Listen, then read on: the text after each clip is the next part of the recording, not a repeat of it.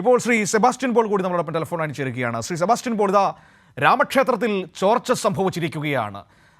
രാമക്ഷേത്രത്തിൽ ചോർച്ച സംഭവിച്ചു എന്ന് പറയുമ്പോൾ അതിൻ്റെ പുറകിൽ എന്തൊക്കെ നടക്കുന്നു, അല്ലെങ്കിൽ എന്താണ് നടന്നത് എന്ന ചോദ്യം രാജ്യം ഇന്ന് BJP ചോദിക്കുകയാണ്, RSSനോട് ചോദിക്കുകയാണ്.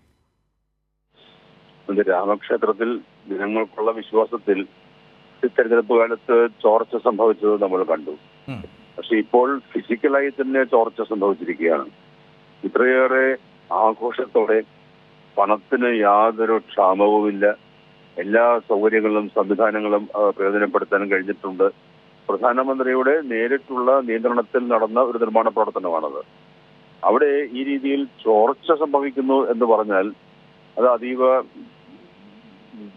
ഗുരുതരമായി തന്നെ കാണേണ്ട കാര്യമാണ്. അത് ഒരു സാധാരണഗതിയിൽ സംഭവിച്ചു പോയ എഞ്ചിനീയറിംഗ് ലാബ്സ് ആണോ, അതോ ഈ മൊത്തം പണിയിൽ തന്നെ ഇപ്പോഴുള്ള സൂചിപ്പിച്ചതുപോലെ വലിയ തോതിൽ അഴിമതി നടന്നിട്ടുണ്ടെങ്കിൽ നിർമ്മാണത്തിന്റെ ക്വാളിറ്റി അത് പ്രതിഫലിക്കും. അതാണോ സംഭവിച്ചിരിക്കുന്നത്? ഇനിയും പലതോടെ സംഭവിക്കാനുണ്ടോ? ഇവ കാര്യങ്ങളൊക്കെ സമഗ്രമായ പരിശോധനയ്ക്ക് വിധേയമാക്കേണ്ടതാണ്.